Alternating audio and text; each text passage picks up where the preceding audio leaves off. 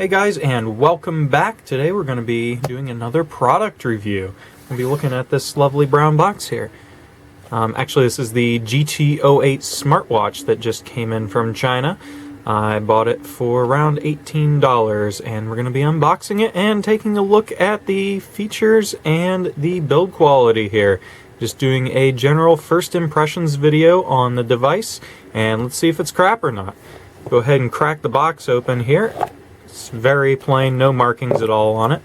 And the first thing inside the box is the watch. Put that off to the side and see what else we got in here. Cardboard spacer, which is pretty nasty.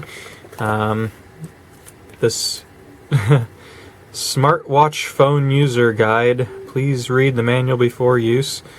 Well, I'm not sure if that's entirely possible. Let's see. Get the focus. Safety warning. The information in this document won't be modified or extended in accordance with any notice. The watch should be charging 2 hours at least before use. Yeah, this not the worst translation I've ever seen in my life, but yeah, it's still not great.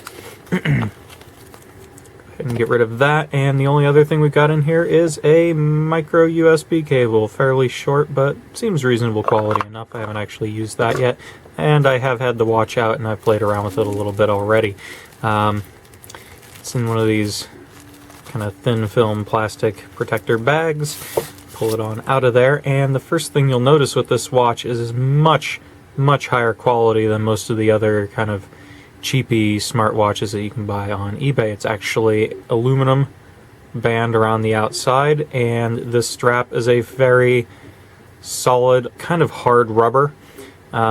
Similar to what you see on a lot of kind of sports watches and stuff. It's not super high quality feeling, but it's not bad either. The clasp mechanism is quite nice here. It's got just these two little pins that push into the holes here and just snap together quite satisfyingly, and seems to hold very sturdy, so that's a bonus there. As you probably noticed already, this watch is designed to look quite a lot like the Apple Watch. However, it's not an exact clone, it's just kind of a mimic. The little jog wheel dial here, which is actually just a button on this, is placed right in the middle where it's up off to the corner on the actual Apple Watch. This isn't, I don't believe that's even on the Apple Watch. It's got a speaker grill down here, which so it does have an internal speaker, and the back actually comes off of this. I'll show you how that works. And strangely enough, this watch is not only a smartwatch, but it's actually a phone, so you can make calls on the device as well, which is quite strange why you would actually want to do that. But yeah, you can put a SIM card in it, a micro SD card. Pull the battery out here, which I believe it was on when I did that, so that's probably not the greatest thing for it. But let's see, yeah, we've got our 4 gig micro SD card that I put in there, and we have our SIM card tray, which just pops open like that. So yeah, you can stick a SIM card in there and use it to make calls, and well, as far as I can tell, the speaker sounds pretty good, and I was able to make a Bluetooth call through it, so I would imagine the call quality would be probably okay as long as it doesn't drop the calls. Let's see if I can fit this back in here. Yeah, it's kind of weird. It actually has a removable battery. Woo! Slightly springy strap there. Wanting to run away from me. Let's see if I can't get that back in where it's supposed to be. Oh, this is hard to do on camera. I can't see what I'm doing. No! Gah, get in there. Alright, there we go. Got that back on. The back on. Hopefully the right way around. Now we'll see if we killed it by pulling the battery out while it's running. Press and hold the power button, and it shows the little Android logo and says smartwatch, plays a crappy little animation, and you're in. Yeah, so this is primarily to be used with Android. It's going to try to connect to my Moto G3, but I don't have it down here. Boy, I should have thought that through before I started the video. Anyway, we're not going to be looking at the connection part of it. I'm going to make a whole separate video about how to get this thing set up on your phone, because it's not super simple. That's an entire video's worth of content right there. So, but we're just going to go ahead and look at some of the basic features from the home screen here. It's showing our time, which, since it's not connected to my phone and I just reset the device, it just shows a bunch of zeros. Yeah, so it says it's basically midnight is what it's thinking. And we've got this home screen that looks kind of similar to the Apple Watch app menu. It's got a bunch of little things on here. It's actually a fairly responsive screen, and I believe it's glass. It feels like glass. It doesn't feel like plastic, and it hasn't scratched yet, and I've been wearing it around a little bit already. So I think it's glass. It's probably not very high quality. It's definitely not Gorilla Glass or anything nice like that, but it feels like it's alright. This actually has a camera in it, which is quite surprising.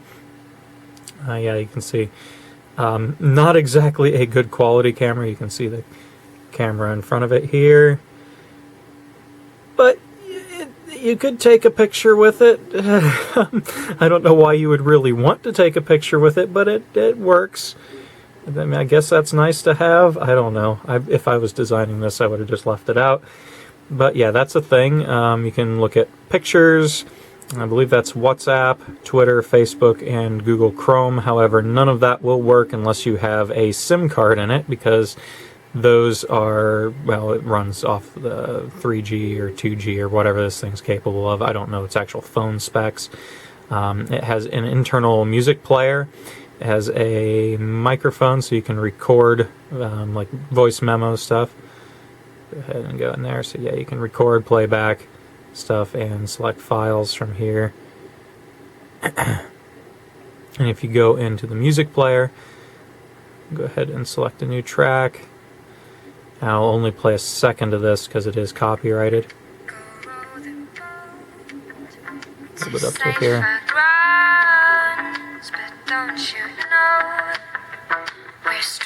Yeah, so that's actually not terrible sounding. Really surprising for how small the device actually is.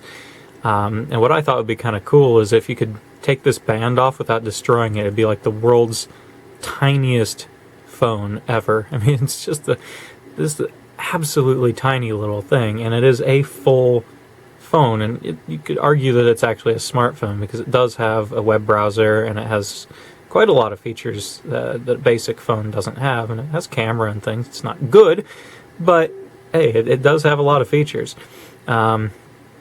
It's got a pedometer, or actually, I don't know, I think that's a pedometer, I don't know, it looks like it should be. Let's go back into that. Yeah, it says step, how long you've been running and how many steps you've taken. So that's pedometer. Haven't actually tested that yet, so I don't know if it works or not. We have alarms, sleeping tracker thing, kind of useless. We have a file browser. I keep bumping the camera. Come on. Wow, that icon's really hard to hit. There we go. And you can go in here and select stuff from the memory card. I don't have much of anything on there. We can use a Bluetooth capture option, which allows this to act as like a remote shutter button for your phone, which is kind of handy. Go across here, we have calendar, phone finder, so if it's out of range, it'll notify you. We have our QR code down here. The screen doesn't exactly show up the best on the camera. This allows you to go to the app that's designed for this. However, I had some trouble with that app and ended up using a different one. We'll go into that on the next video.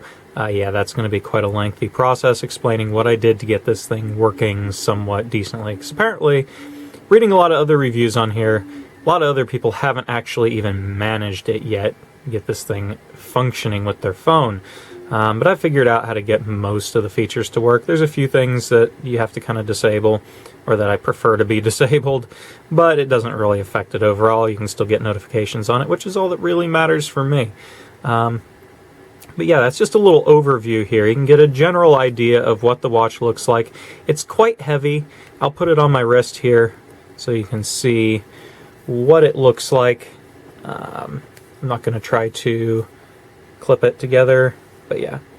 So it's quite a chunky watch. It's pretty decent quality. It feels like a much more expensive device than what it is.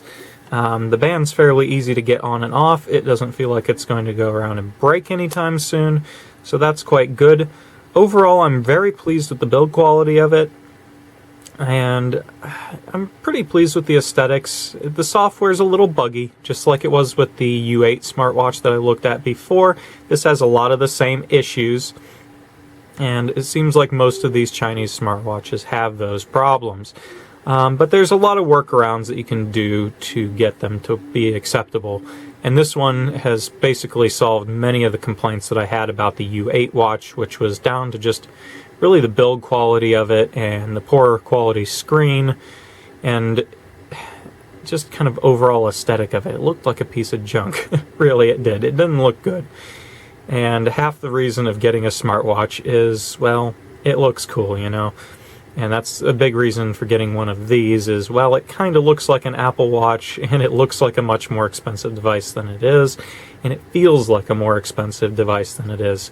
For $18, this is a pretty nice little thing. It's really quite a nicely made little device. And so far, if you're willing to put in the time to fiddle around with it and experiment around with it and figure out what works, it's a pretty good device. But if you're not tech savvy with Android, and if you're not willing to play around with this stuff for a while and screw around with it for a couple of days getting it working, then this probably isn't the device for you. But we'll go on to that more in the next video. And on that note, I am going to let you guys go. And if you like the video, go ahead and give it a thumbs up. Stay tuned for the next video on this device, which will be dealing with the software. And I will see you guys then. Have a good one.